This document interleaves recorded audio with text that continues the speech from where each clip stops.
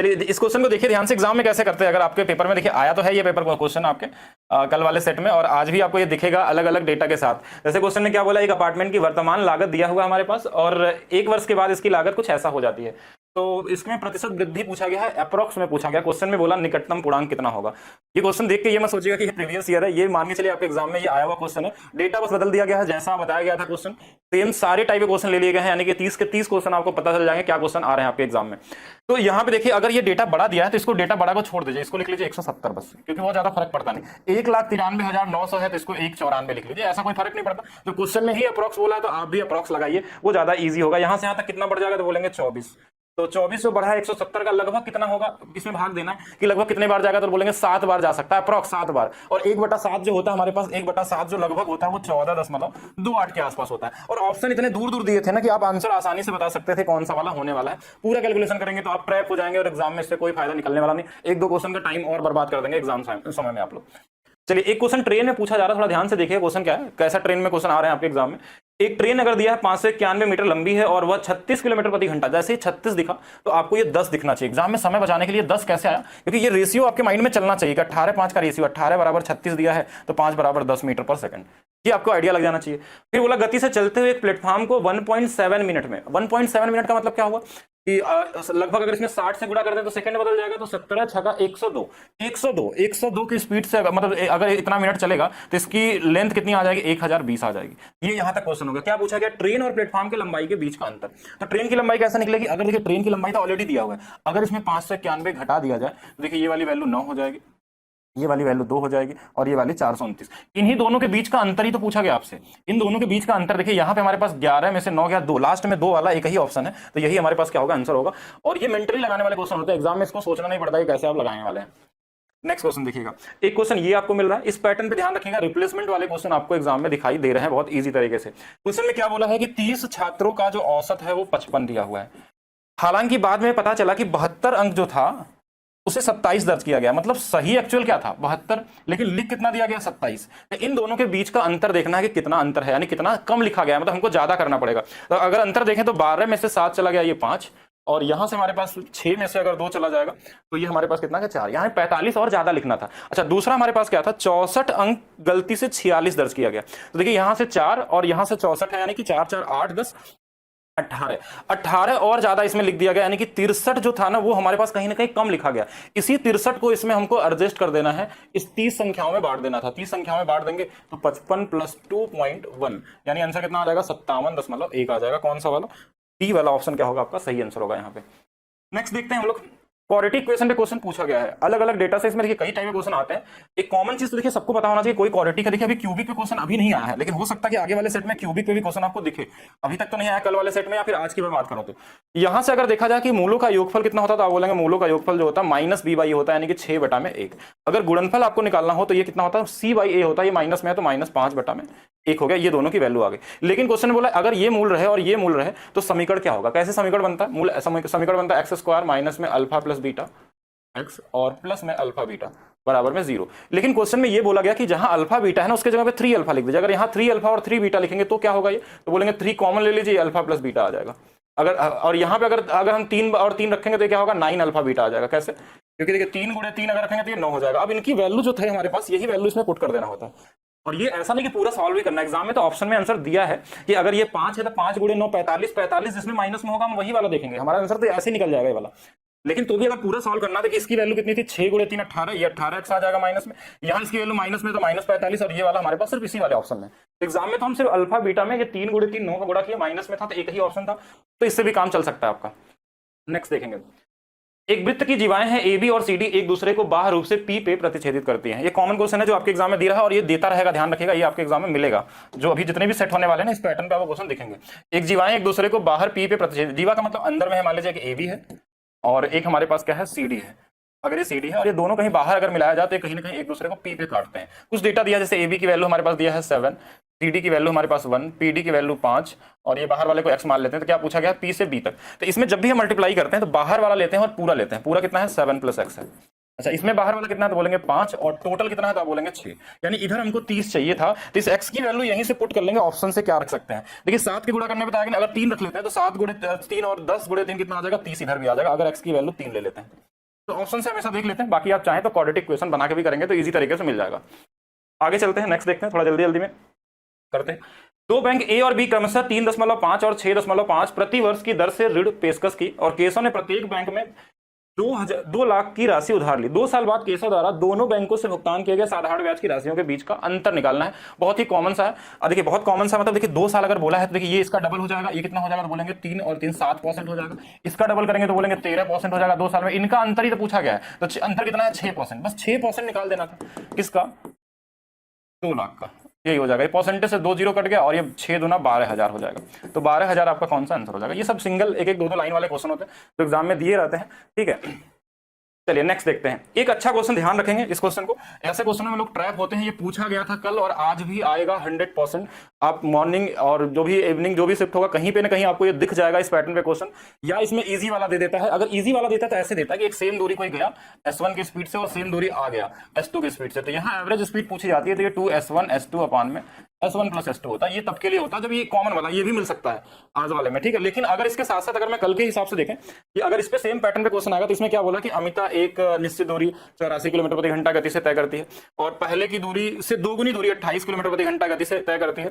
फिर वह उसी मार्ग को प्रारंभिक बिंदु पे लौटती है। यदि उस दूरी को पूरी यात्रा की औसत गति दे दिया, रिजल्ट दे दिया है, तो वापसी यात्रा के लिए उसकी गति क्या थी। ऐसे केस में अगर आप डी मान के लगाएंगे तो आप फंस जाएंगे इसमें, ठीक है। अगर कोई वैल्यू मान लेते हैं कि हाँ इसकी हम दूरी मान लेते हैं कि डी है या फिर D1 D2 कुछ भी मानते हैं इस तरीके से, तो कहीं ना कहीं फंस जाएंगे आप। देखिए इन सभी से कटने वाला एक दूरी मान लीजिए 84 से 88 से, हम मान लेते हैं इसी 84 का 3 गुना मान लेते हैं क्योंकि 2 गुना बोला था, इसका 3 गुना एक डिस्टेंस मान लीजिए यहां से लेकर यहां तक।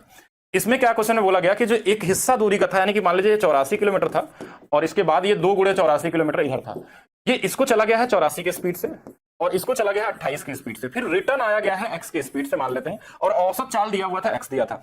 तो हमारा एवरेज स्पीड जो होता है वो क्या होता है, total distance upon total time, total time. अब देखिए औसत स्पीड टोटल दे दिया था हमारे पास। अब देखिए ये शुरू में जो 84 के हिसाब से चलेगा तो देखिए ये कितना टाइम लगेगा, इसमें 1 घंटा लगने वाला नीचे में। अच्छा इसके हिसाब से 28 से 3 बार यानी कि 6 बार में लगने वाला है। अच्छा जो रिटर्न आया यहां से लेके यहां तक ये कितनी दूरी है तो बोलेंगे टोटल दूरी हमारे पास है 3 गुणे में 84, ये x की स्पीड से आया होगा जो भी। टोटल डिस्टेंस कितना है, इधर से पूरा 3 है और इधर से भी हमारे पास है, यानी 2 गुणे में 3 गुणे में 84 ये टोटल डिस्टेंस है। अब बाकी आपको काट लेना और कुछ करना है, जैसे 6 से 4 बार में कट जाएगा, 4 से ये 21 बार में कट जाएगा, इधर ये 7 आ जाएगा, 7 प्लस 3 गुणे 84 बटे में x बराबर में हमारे पास 21 है। ये वाली वैल्यू इसमें घटा दीजिए, x का मान यहां से बहुत इजी निकाल, ये 14 आ जाएगा, यानी कि 14x बराबर हमारे पास 3 गुणे में 84 है। 14 से हमारे पास 6 बार में x की वैल्यू 18 आ जाएगी। थोड़ा कैलकुलेशन है लेकिन अगर आपने कुछ फ्रैक्शन में मान लिया तो और ज्यादा बड़ा कर देंगे आप और क्वेश्चन को खराब कर देंगे। ये नेक्स्ट क्वेश्चन देखिएगा, जिनका एग्जाम है थोड़ा ध्यान दीजिएगा, ये कल क्वेश्चन आया था आपके एग्जाम में और आज भी इस पे क्वेश्चन दिखेगा। सेम डेटा है और डेटा सेम नहीं है, सेम पैटर्न है, बस उसमें लैंग्वेज में बस थोड़ा थोड़ा, जैसे इसमें बोला कि 2 दिन काम करते हैं तो कहीं क्वेश्चन एग्जाम में जो था वहां 3 दिन काम करते हैं, सेम पैटर्न पे और बहुत इजी लेवल है, मतलब कोई भी कर सकता था इसको एग्जाम में। क्वेश्चन में ये बोला था A 12 दिनों में करता है, B 18 दिनों में करता है और अगर इनका एलसीएम हमने ले लिया कि टोटल काम 36 है, इसकी क्षमता 3 आ गई, इसकी 2 आ गई। क्वेश्चन में ये बोला गया था ये दोनों दो दिन तक साथ में काम करते हैं, तो ये काम कितना कर लेगा 6, ये काम कर लेगा 4, दोनों मिलकर 10 काम कर चुके हैं।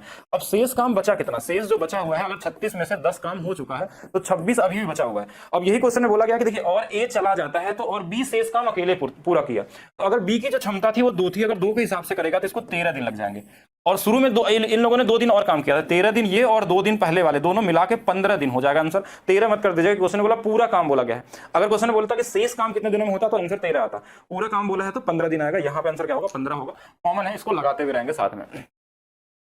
चलिए आगे देखते हैं नेक्स्ट। इस क्वेश्चन का ध्यान रखेंगे, इस क्वेश्चन पे बहुत सारे क्वेश्चन आपको मिल रहे हैं और ये बेसिक कल भी मैंने बताया था वैसे इसमें कि ये वाले क्वेश्चन आ रहे हैं आपको। एक छात्र एक विषय मान लीजिए 3 अनुपात है, एक का 2 अनुपात है, एक में इसको 80 नंबर मिलते हैं और इस वाले में 90 नंबर मिलते हैं, तो टोटल पूछा गया था इनका वैल्यू क्या होने वाली है। जेएसएम मेथड आपने पढ़ा होगा, बताया भी गया कि अगर ये 80 आंसर मान लें तो इससे ये कितना ज्यादा, तो बोलेंगे 10 ज्यादा है। 10 कितने लोग हैं, 2 लोग, तो ये 20 जो है 5 लोगों में बढ़ जाएगा, तो ये हमारे पास कितना हो जाएगा 80 + 4 84 आपका आंसर हो जाएगा।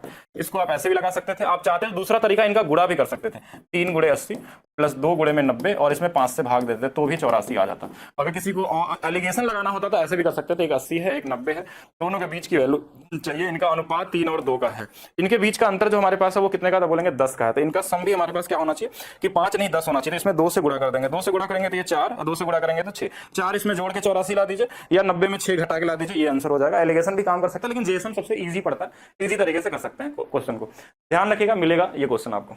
मिलेगा क्या, मतलब ये है ही। अच्छा, बैच के बारे में जो लोग पूछ रहे थे उनके मैं बता देता हूँ, कल रक्षाबंधन तक ये जितने भी कोर्स थे हम लोगों के, वो 599 वाले हों या फिर आपका ALP CBT 2 sorry NTPC CBT 2 वाला बैच हो या फाउंडेशन बैच हो, सभी बैचेस अभी 89 में आपको मिल जाएंगे maths by DP sir official app पे। ठीक है, नेक्स्ट। हाँ, ये क्वेश्चन आज भी देखने को मिला है, ठीक है, इसको ध्यान से देख लीजिए एक बार, और हो सकता है आपको कल भी मिले, परसों भी मिले। सेम रहेगा पैटर्न, थोड़े थोड़े चेंज होते रहते हैं। पैटर्न का मतलब डेटा थोड़े थोड़े चेंज होते हैं, लगभग रेलवे इस बार जितना भी क्वेश्चन बना था सब क्वेश्चन एक ही तरीके से आया। एडवांस में क्वेश्चन देख लीजिए, एडवांस का ही क्वेश्चन है मेंसुरेशन का, अलजेब्रा के भी क्वेश्चन देखने को मिले हैं, मेंसुरेशन से मिल रहे हैं, ट्रिग्नोमेट्री से भी मिल रहे हैं, और ज्योमेट्री से भी क्वेश्चन देखने को मिल रहे हैं, लेकिन सब इजी और बेसिक फार्मूले पे ही आ रहे हैं क्वेश्चन, कॉमन तरीके से कर सकते हैं। देखिए, एक गोले का व्यास और एक छोटे गोले के व्यास से 2 सेंटीमीटर अधिक है। व्यास जो होता है, अगर बड़ा गोला मान लेते हैं कि 2r है, छोटा गोला 2r है, इनका अंतर 2 दिया है, तो कैपिटल R माइनस R की वैल्यू 1 होगी। ये तो पहला डेटा दिया था क्वेश्चन में।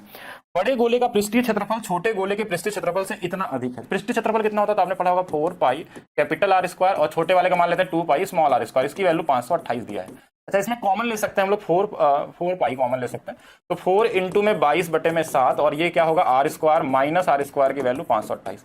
इसको हम 2 हिस्सों में ब्रेक कर सकते हैं, R प्लस R। ये बहुत पुराना क्वेश्चन है, इस पैटर्न पे क्वेश्चन हमेशा से आते रहे। इसकी वैल्यू 1 है और इसकी वैल्यू देखिए, बाकी आपको कैलकुलेशन करना। 22 से सीधा काट दिया 2 बार में, 22 से फिर हमारे पास 4 बार में, 4 से ये 6 बार में, 6 से ये चला गया 7, यानी कैपिटल R और स्मॉल r की वैल्यू 42 आ गई। और ये पहले से हमारे पास दिया R माइनस R की वैल्यू 1 दिया है। पूछा क्या गया है, व्यास ज्ञात कीजिए बड़े गोले का, यानी कि R की वैल्यू निकालनी है। ये कट गया, 2r की जो वैल्यू है वो 43 आ जाएगी, और यही पूछा गया था, डायामीटर ही पूछा गया था। ठीक है, ये रेडियस का डबल होता है, यानी यहाँ पे जो आंसर होगा वो 43 होगा। बेसिक कैलकुलेशन तो करना पड़ेगा आपको, ठीक है, एग्जाम में पूछा गया क्वेश्चन है अलग डेटा के साथ। ये एक अच्छा क्वेश्चन है, इसको ध्यान रखिएगा, इस पे क्वेश्चन आया था कल और आज भी आपको दिख जाएगा। इस फार्मूले को ध्यान रखिएगा, इस फार्मूले में क्या होता है हमारे पास, मोड बराबर 3 मीडियन माइनस में 2 मीन। अब इसमें देखिए एक चीज समझिएगा, यदि किसी डेटा का माध्यिका उसके बहुलक से, माध्यिका बहुलक से इतना कम है, यानी बहुलक अगर मैं बात करूं कि मोड जो है इस मीडियन के हिसाब से देखा जाए तो 71.24 होगा। तो यहां से अगर इस मोड की वैल्यू निकालनी हो, मोड की वैल्यू, तो आप बोलेंगे मीडियन प्लस 71.24 हो जाएगी। इस मोड की वैल्यू जो होगा इस फार्मूले में यहां रख दीजिए, ये क्या होगा, मीडियन प्लस 71.24 बराबर 3 मीडियन माइनस में 2 मीन था। अब देखिए ये वाला जो मीडियन है हमारे पास है, ये इसमें घट जाएगा जाके, तो देखिए इधर कितना आ जाएगा, 2 बार मीडियन आ जाएगा और 2 बार हमारे पास क्या आएगा, मीन आएगा। अब ये देखिए ये वाला घट गया, तो ये 2 से कट जाएगा, लगभग ये 35 दशमलव समथिंग आ जाएगा। इसी की वैल्यू आपसे पूछी गई होगी क्योंकि यही पूछा जाएगा, तो 35 दशमलव के आसपास वाला आंसर एक ही हमारे पास है, तो यही कर लेंगे। पूरा भाग देने की जरूरत नहीं एग्जाम में, कि पूरा का पूरा हम लोग करें। डिजिटल सम इसमें लगा सकते हैं आप, नॉर्मली भी सोच सकते हैं कि अप्रॉक्स में इतना ज्यादा ऑप्शन अलग अलग दिए हैं, दूर दूर तक दिए हैं कि लगभग 71 है, तो देखिए 2 से भाग देंगे तो 35 से तो ज्यादा ही आने वाला है, और 35 से ज्यादा एक ही यही वाला आंसर है, ये तो बहुत ज्यादा हो जाएगा। तो डिजिटल सम में या फिर इसमें इतना टाइम लगाने की जरूरत नहीं है, कॉमन सेंस से भी लगा सकते हैं। एज का एक क्वेश्चन ध्यान रखिएगा, ये क्वेश्चन मैंने पुराना लिया, आपके ग्रेजुएट लेवल वाले में आया था ये क्वेश्चन, और इस पे क्वेश्चन, इस पैटर्न पे क्वेश्चन यहाँ पे भी आपके एग्जाम में दिखे हैं, और किसी एक सेट में पूछा गया था, इसलिए लिया गया कि आगे से तैयार रहेंगे इक्वेशन बनाने वाले एज वाले क्वेश्चनों को। ठीक है, कैसे इक्वेशन आप यहाँ पे क्रिएट कर सकते हैं। देखिए, सुजाता की वर्तमान, बड़ा फिक्स इक्वेशन होता है इसमें, बहुत ईजी होता है। सुजाता की वर्तमान आयु का 5 गुना, यानी सुजाता का 5 गुना, ठीक है, सुजाता का 5 गुना वनिता के वर्तमान आयु के 2 गुना।